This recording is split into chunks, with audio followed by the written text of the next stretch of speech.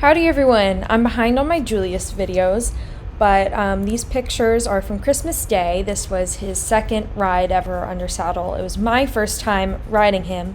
If you haven't already, check out his first ride. My little sister did a first ride on him on Christmas Eve. These are from Christmas Day. I got some footage from Christmas Day, but I can't find it, so unless I can find it, this will just be the next Julius video. These photos are from ride number 3. We went out on the trail field and we had a lot of fun. And the next videos coming up are from ride number 4. I rode him English in the arena and we made a lot of good progress. And this was my last ride over Christmas break. The next ones are all from after he got back from Christmas vacation. Spoiler alert, Julius is now in his forever home. I'll make another video on that, but he's with a childhood friend of mine, and I think he's going to be in the perfect place for him. So I'm really excited about his new future, and I'll give you more updates on that later.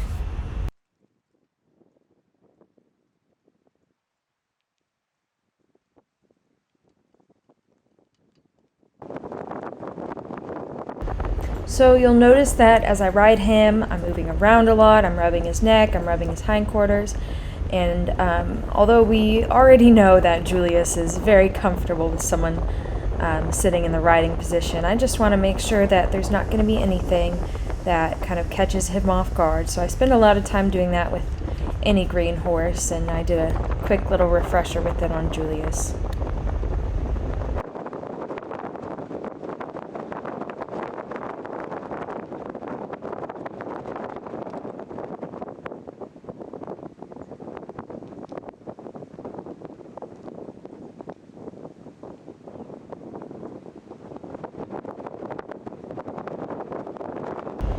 So you'll see there's a lot of jump standards set out. I put all the poles down, and this one we're about to go over, this green one, actually has a tarp under the pole, so you can tell he wasn't really fazed by that at all.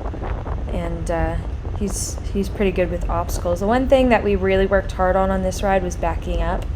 That was something he started out really stiff on, and so I made it a main focus of our ride that day. He was still young and getting used to carrying a rider, so most of our ride was done at the walk and just a little bit of trotting and looming.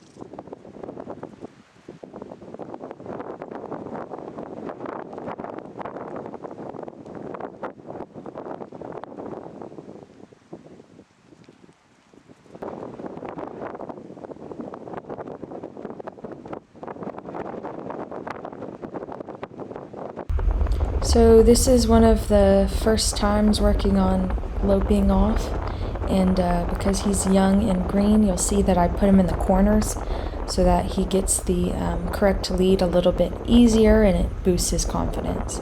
If he gets the wrong one, we'll just continue loping on the wrong one. He'll eventually break down to the trot and find it a lot easier to pick up the right lead the next time.